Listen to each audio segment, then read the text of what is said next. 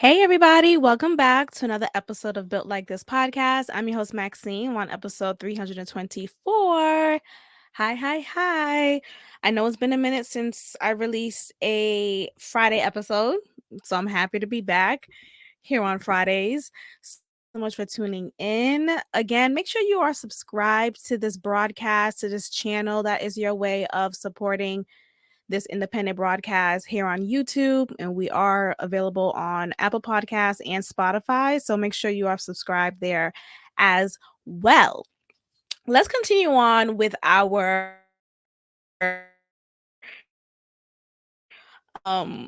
Angela Simmons slander. Yeah, let's continue with that for a moment. She decided to apologize for her insensitive ass when it comes to thinking it was a good idea to wear a gun disguise purse to the BET Awards, and not only just wear it but also pose as if she's about to shoot this gun. And again, the obtuseness of it all is what baffles me, because her child's father passed away due to gun violence, and her current boyfriend's brother passed away due to gun violence as well. And I think what is the most disturbing about this is I feel like when you're in a relationship and your man is just out with you while you're being foolish, I find it to be very telling of the type of man you're with.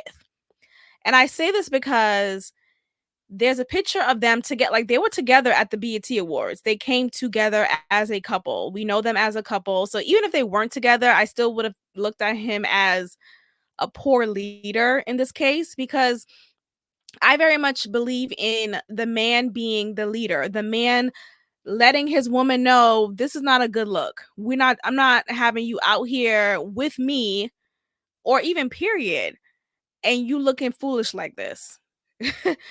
I just feel like this should have been a conversation.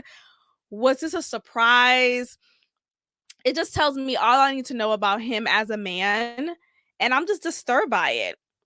So there's a picture of her doing the stupid gun poses while she's standing next to Yo Gotti, her man. Like, what? And then he's just standing there with his mouth. He's one of those two. They're the same people as far as their mouths being open all the time. Like, they can't close their mouth. Literally, they can't close their mouth. So I don't know if this is maybe this is like a syndrome of not being able to close your mouth. You make stupid decisions, but this is a trend amongst them, it seems like. Anyway, she decided to release a statement apologizing incessantly for her foolish behavior, thinking that this was a good look. She said, I'm not going to read the whole thing, but she basically said that she did make a poor decision and using this as an accessory to amplify her beauty, which is so funny to me because I feel like, why do you need a gun disguise purse to amplify your beauty? How is that amplifying your beauty anyway? Like, what was the thought process here? Sure, it's bedazzled and bejeweled. It's not like an actual gun. But the point is, what about this item, this accessory, quote unquote, amplifies your beauty? And then for her to say in the next sentence, she deeply regrets that this item, which symbolizes a gun, was inappropriate and insensitive. First of all, what do you mean it symbolizes a gun? It is shaped as a gun. It's not like it's another shape and it's in symbol of a gun, or there are some like symbolism in it. No, it looks like a gun. The only difference is there's no it's not actually a gun. One, there's no strap around this purse to make it seem like it is a purse. I don't know how she carried her phone in it, or lip gloss, or credit card, or ID in it. It just really was an accessory piece. Anyway, she eventually apologized some more. She then went on to say gun violence is a disease. And I had to stop right there because, girl, what? How is it is it a STI? Is gun violence a STI? Is it a UTI? Is it a STD? Because I'm confused. That's very interesting. And I've been not studying per se, but I've been very woke when it comes to the power of words and the spelling of words. So a lot of the words that we use, like understand, right? Literally that word. You never want to be quote unquote under somebody unless it's a sexual position and you're a woman, right? But other than that, there's power in the word that we use. I'm not gonna adhere to the whole don't say good morning because you should say morning is no, there's a difference in the spelling of, obviously that's something else because I'm not gonna grand rise you. That's so silly. But anyway, I read something a while ago that said disease, they spelled it out dis-ease, so they put a hyphen in between just to emphasize a point that diseases that many people experience, that we all experience to a degree, it's really a explanation of being diseased. You know what I mean? It's an explanation of being uncomfortable. Anyway, it just makes you think about the words that we continue to say and use and the power in them. So anyway, her use of the word disease in describing gun violence was just so silly to me. Like, girl, what are you saying? I'm just so tired of her. I think because of the attention that she's gotten because of body, her body being voluptuous, and she's always showing her ass, or she's being a thought essentially on online. She feels like she could get away with some things. This right here was so silly to me because why would you think again this was a good idea knowing the direct experience you have with the disease of gun violence? Like, why did you think? And what's interesting too is a lot of women who choose to be with men who are of this lifestyle, they get so heartbroken and upset and depressed whenever, God forbid, these very men who they choose to be intimate with pass away due to this disease, due to this gun violence. Like, why are you choosing to be with men who are actively in this lifestyle? Like, why are you choosing to be with a gangster? Why are you choosing to be with a rapper who lives his raps? Right? And even if they don't live their rap, to give the appearance as if you do, you're calling upon negative attention. And it's just not a sensible decision. And for someone like her who did not grow up in the hood, it's not like this is like a part of her history and she just was just always around, niggas like that. No, her father is Rev Run. He is a PC legendary rapper. They had a family show on, was it MTV or VH1? Like, she's always looked at as a good girl. So for her to always choose these types of men to be with, I just find to be very Lauren London-ish when it comes to, the movie Atlanta. I just find it to be very strange. Like, what is wrong with this woman? Anyway, I just want to kick her back in real quick when it came to that. But yeah, she did give out an apology, and I'm here for Angela Simmons to sit back and go to sleep. Figure out what you want to do after that pastry sneaker line that she created with her sister years ago. Figure that out. Okay, so let's talk about nepotism. Let's talk about nepotism and how Black people should benefit from nepotism as much as white people benefit from it. So I'm bringing this up because LeBron James' son, Bronny James, what is his actual name? Hold on. Let me make sure. They just call him Bronny. Bronny James. I don't know if he's just a junior or whatnot, but nonetheless, he is now reportedly okay. His name is well, I don't know. Let's call him Bronny Jr. or Bronny.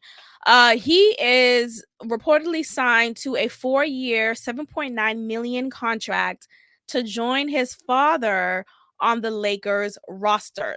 Yes, he is going to be his father's coworker in the LA Lakers team. And this is guaranteed. He is the 55th pick in the 2024 NBA draft and signed this multi-year guaranteed contract to or with the LA Lakers, Los Angeles Lakers. And this is a 4-year deal. This is amazing. This is awesome. Look, I'm not a basketball connoisseur, so I don't know necessarily how well of a basketball player he is. I don't know if he's worthy, quote unquote, of being with the LA Lakers. All I know is he is LeBron James' son and he's a basketball player.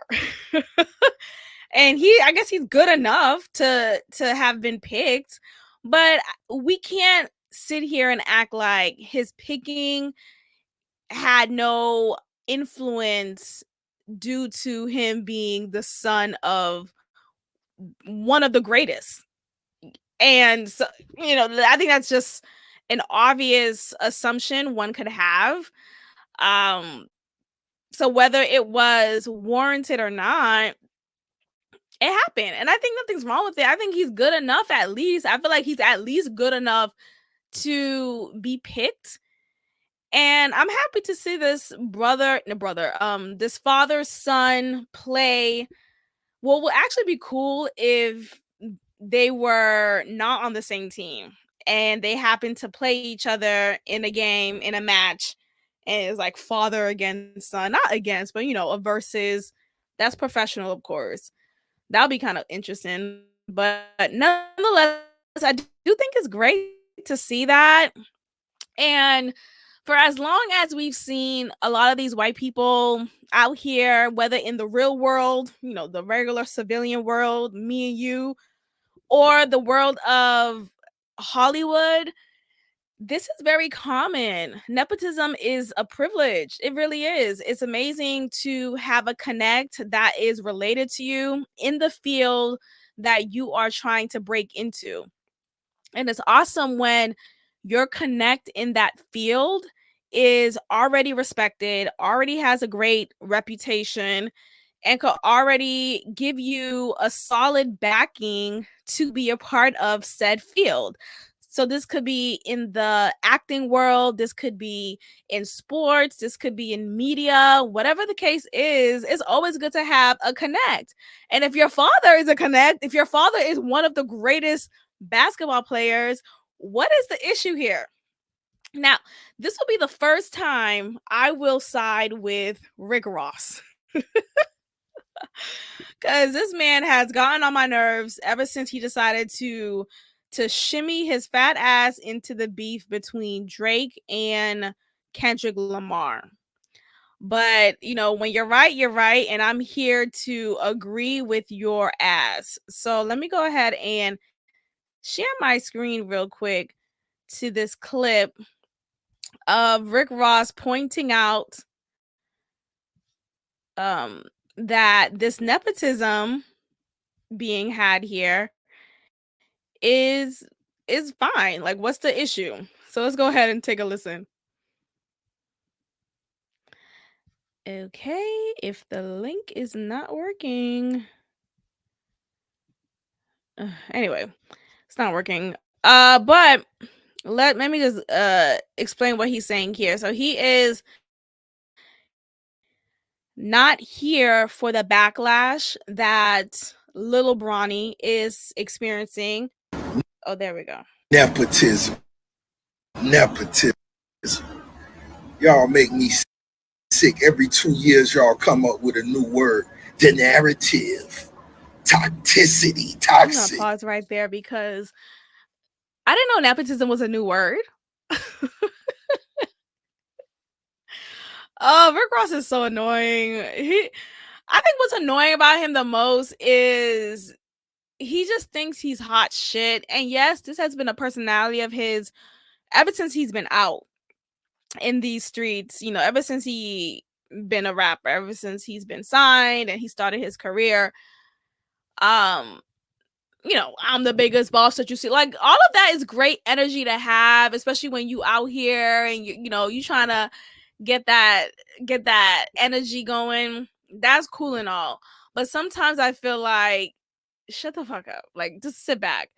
But in this case, I will side with Rick Ross. I will side with him because I don't see an issue with Bronny James getting drafted into the same team as his father. I really don't. But I just find Rick Ross to be so annoying as of late, at least. And him saying the word toxicity, or I mean, that's not a word, but we know what he means. It's just like, is this guy okay? Is he all right? Is he all right? I don't know, child. I don't know what's going on with him, but yeah, this is his thoughts. Now it's nepotism. These are his. Nepotism. 85% of all you motherfuckers got a job by somebody you know. And that ain't even what I'm referring to. Lil Bronny a bigger star than 95% of the motherfuckers in the league, man. This big business. Lil Bronny will sell more Wingstop wings than anybody. 95% of the people that's in the motherfucking backup squads and all that shit. Y'all want to say nepotism. First niggas who want to get in the concert free. You niggas standing in line at the side door in the rain and you want to say nepotism. Nepotism. Well, there we have it. These are his thoughts and opinions when it comes to Bronny James being a part of or being signed to the LA Lakers. And look, I'm supportive of it. I think nepotism is fine, especially when you are someone who is well qualified for this position. It's not like he's this okay. I mean, I don't know. Again, I'm not a basketball connoisseur, but I do think he's good enough at least to be signed to the LA Lakers. So shout out to him. Congrats. I like to see Black people getting nepotized as much as possible. Nothing is wrong with that, in my opinion. Anyway, let's continue on with this basketball talk. So there is a bizarre story happening or going on right now of this NBA player being groomed by his now fiance, who was actually his babysitter when he was younger. Now I'm trying to see if I could find. Oh, there we go. Okay, so she is at least 6 years older than him, and he's 20 years old. So I don't know at what age she was when they first met. Nonetheless, she is the older one here.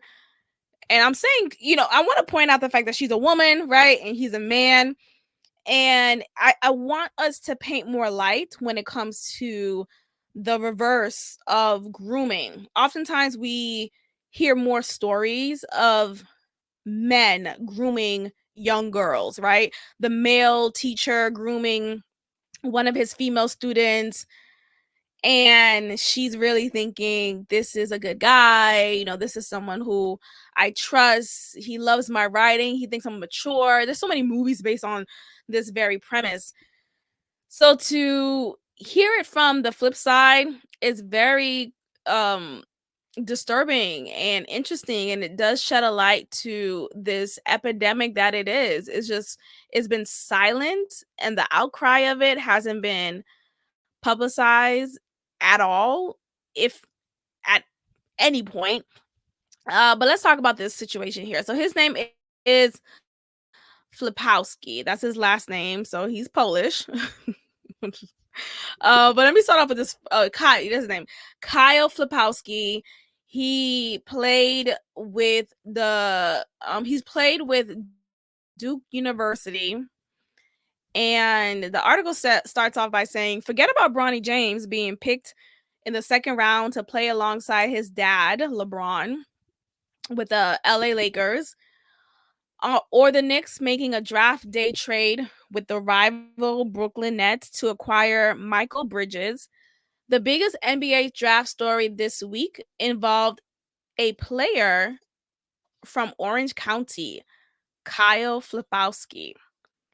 And it has left us feeling just confused, uncomfortable, buzzing around in disbelief. This is something that should be shown on the Jerry Springer show. Anyway, so he was selected by the Utah Jazz. Let's be mindful here of the location, Utah.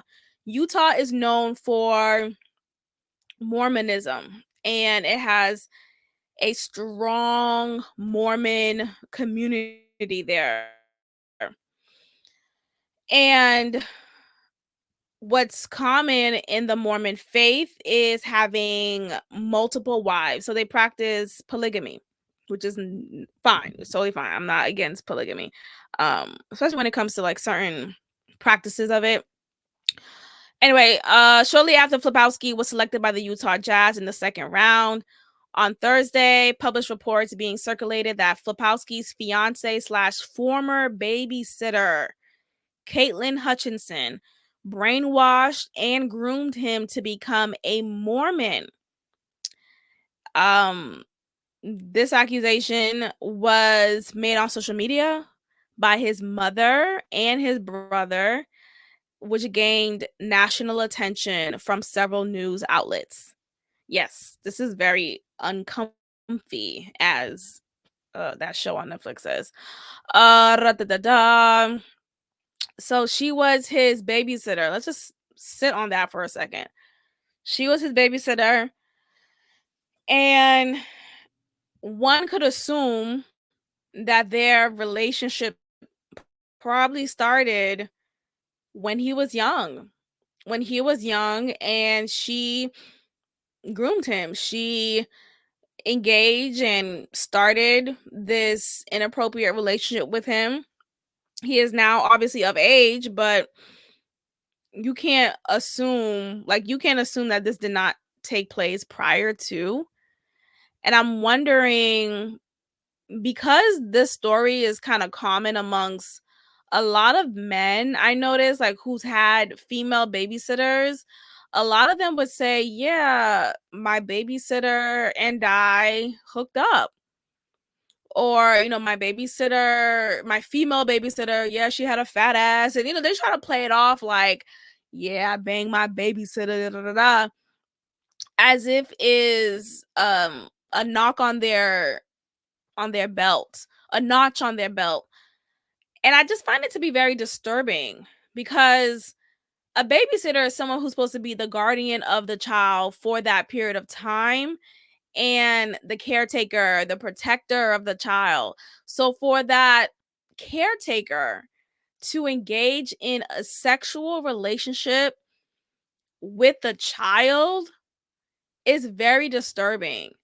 And let's say, oh, well, I don't know. At any point, that's disturbing, because you could say, well, if that caretaker was still a child, him or herself, so before they became of age, so maybe the caretaker was 16 and the baby being sat, quote unquote, is 11, or regardless, the caretaker at any age was supposed to be simply that, a caretaker, not a sexual relationship starter with a child. That was not supposed to happen at any point. So one could assume, considering that she was his former babysitter and he's only 20 right now, she's 6 years older at least, one could assume that this started when they were younger, and she was obviously older than him. The family has not had contact with Kyle for 2 years, and a goodbye email was sent to his parents and siblings. He wrote a social media post saying, "You all don't have a clue of the extent of the story that has to do with his girlfriend." Oh no, his brother wrote that. "There has been a story that has been pushed under the table for nearly 2 years now." Oh, that's the end of the story here. Okay, so Hutchinson, Becky Flipowski, Rip Hutchinson on social media. The woman, her name is Caitlin Hutchinson. This former babysitter, current fiance of Kyle Flipowski. She is 28. Uh, with an end game 3 years ago to have a diamond ring on her hand when Kyle left Duke. He was still in high school. Pictures of Hutchinson with Flipowski at his prom have emerged online. She couldn't find a spouse in her circle, so she clawed an immature money maker, getting ready for the payout and cutting his genetic material. Gotta put a bun in the oven soon. Flipowski's parents still live in Orange County. Okay, well, there we have it. That's the story. And the article ends there.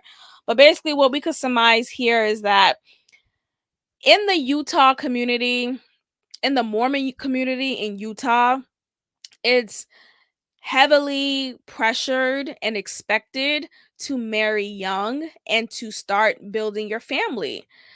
And you have to find your match. Like you have to like put your hooks on whoever you feel like is the potential to be your husband.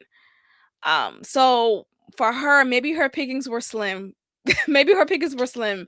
Or maybe she saw this as an opportunity to get some good money. Maybe she saw this as an opportunity to be with someone who could stabilize a financially sound future. So she started young with this man, and it's unfortunate that this is their backstory. But here we have it. They are engaged. He is disconnected from his family, and his family believe that he is brainwashed. Love wins, right? I mean, I don't know what to say. This is all uncomfortable. But I do appreciate that this story is getting the recognition that it deserves, particularly because we do live in a society in which we only focus on the woman being the victim rather than being the predator herself.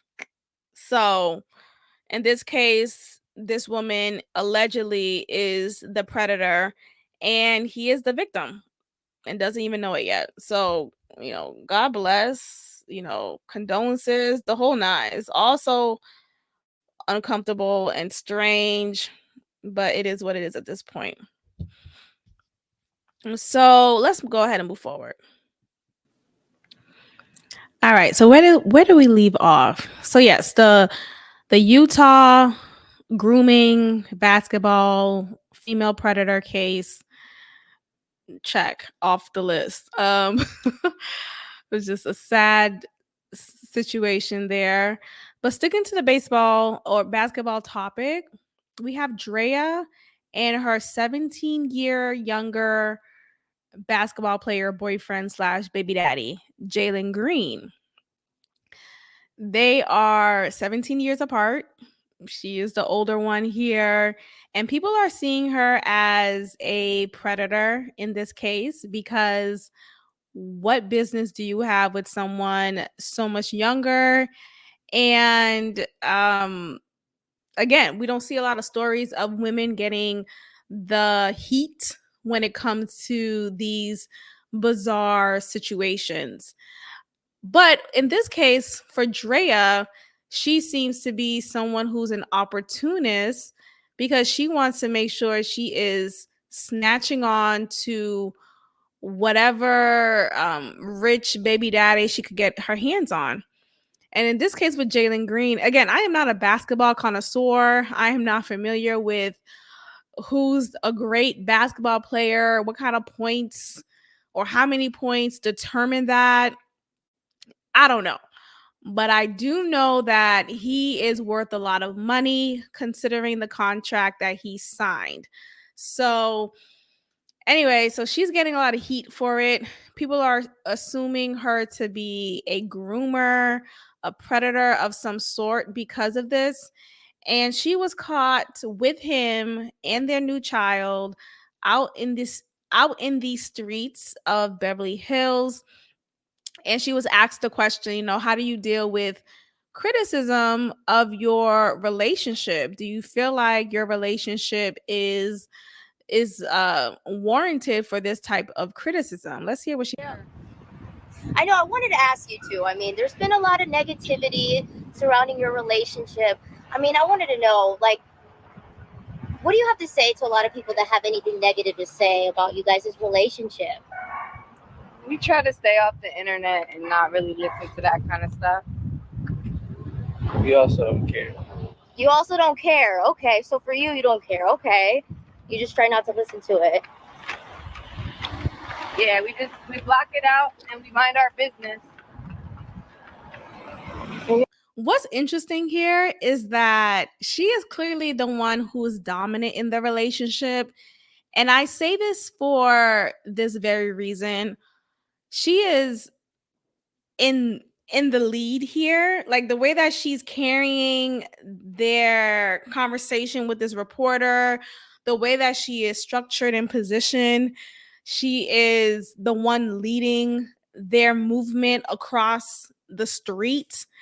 And he's like not even protecting her and their new child.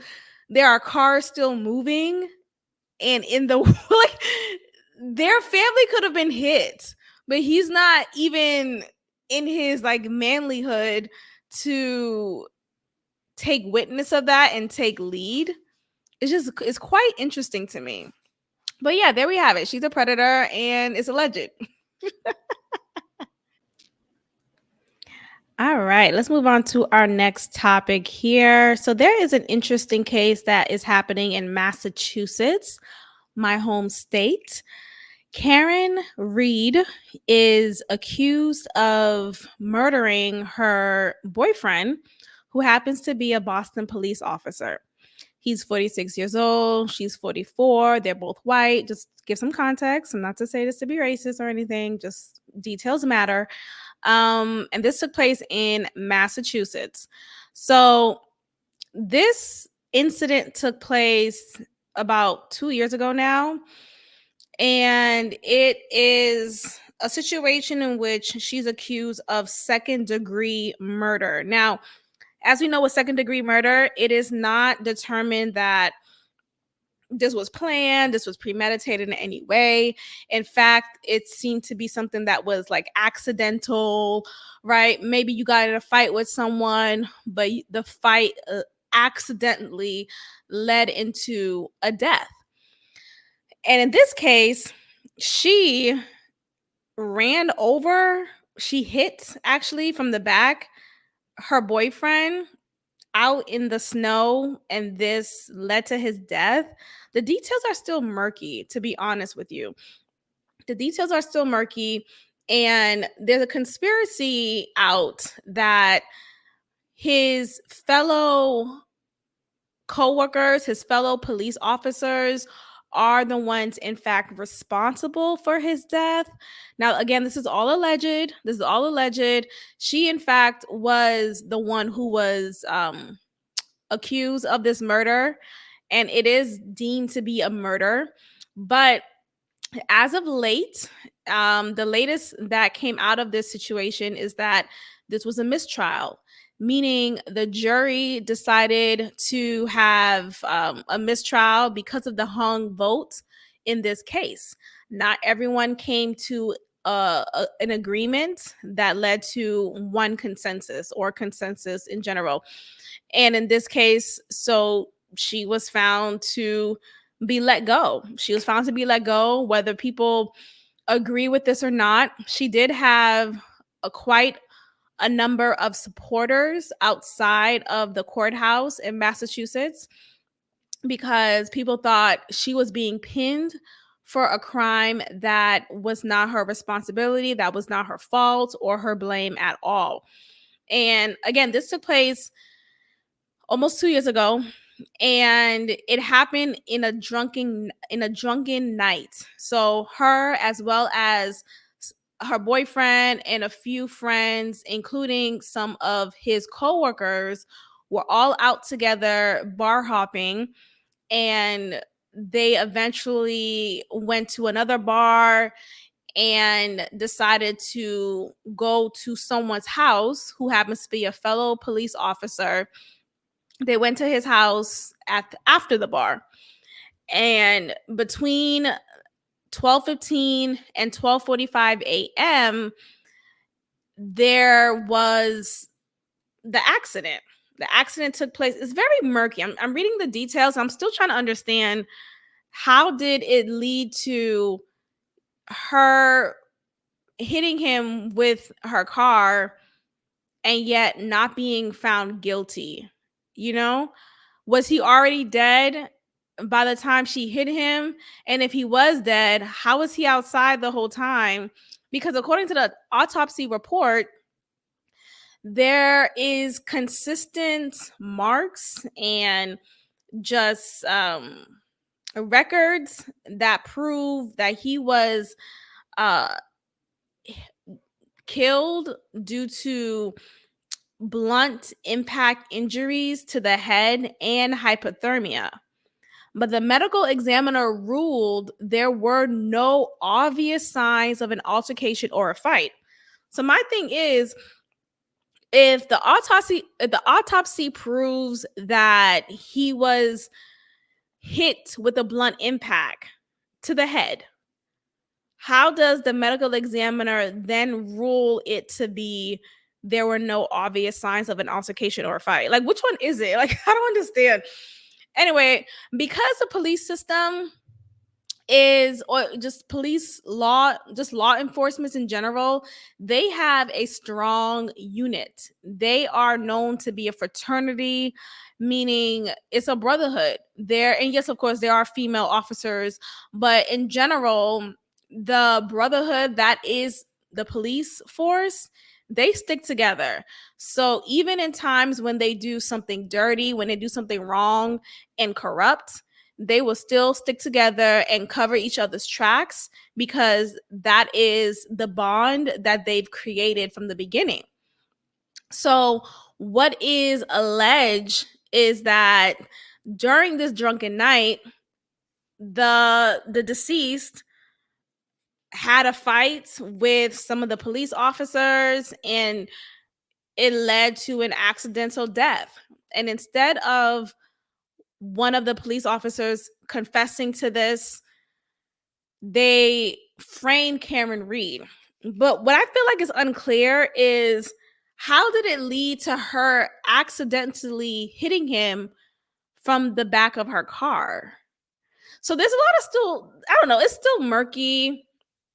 And I wonder, if she did hit him, why would she do that? You know, or maybe it was all just an accident for real. Maybe she is warranted to have been charged with second-degree murder because it was accidental. Who knows? But there we have it. That's an interesting case there, and we'll see how that turns out. So Joe Biden is getting a lot of heat from his poor performance from election night, and it is warranted, don't get me wrong. But now the conversation is moving to, what is the ulterior motive with this? Because if you guys are noticing, the Dems are actually admitting to his poor performance. They are recognizing that he is not as strong, if at all, as they hoped he would be. And this outright honesty of his poor performance from the Democratic Party is very telling. So my thought process is, what is the real reason why they pushed him out there, knowing already that he is not well. He's not well. He's not well to do this, to go toe to toe against Donald Trump, So who knows? There are so many articles coming out proving that he is inept. He's not capable. And I think it's also just a sad case that we're in right now in America during this election time. This article reads here that some people are just not surprised with how badly President Joe Biden performed last week in the first debate showdown. And this could be a cover up to what is actually going to happen. Maybe this is a move for Joe Biden to be replaced, understandably so. And this is an opportunity for Kamala Harris to take his position and come on under the pretense of, well, we see how Joe Biden is and he is unable to continue. So I will take over. Like, how does that even happen? This is unprecedented. This is unprecedented. I've never seen something like this happen throughout any history of elections, particularly in America. I'm not familiar with how it is in other areas, but I've never seen the candidate get replaced at any point, but particularly due to his lack of mental faculties. So we'll see how this goes. I don't know what is next on the next episode of America. We'll see, but it's gonna be Donald Trump for me. It's like, you guys choose according to what's best for you. I'm not here to influence anyone necessarily directly, but we should see this as a sign of the horrid times that we're in. Joe Biden is not able to complete his run as president of the US. So let's really have conversations about what needs to be done moving forward instead of bullying, particularly Black people, to be Democrats. When we keep saying, oh, Black people is not a monolith, we have to let people choose what works best for them. And we all do vote for our interests. There is nothing wrong with that. Like, can we stop saying that like that's a bad thing? Hopefully your interest is not entirely detrimental to a mass group of people, but ultimately we all do vote for the interests of ourselves, our families, those who we love, X, Y, and Z. So we'll see how this turns out, y'all. I don't know, but I'm not stressed. I'm not trying to push any fear-mongering tactics that the Democratic Party is doing. It's unproductive. And I'm still annoyed with Taraji P. Henson deciding to yell at Black people during the awards ceremony. We need to wake up. Girl, why do you have painted on six-pack? Why do you have a painted on six-pack? You need to wake up about that. All right, ladies and gents, thank you so much for listening. I will check in with you all next time. I hope you are enjoying the summer. I am. So we're going to go ahead and wrap it up here, and I will check in with you all next time. Peace.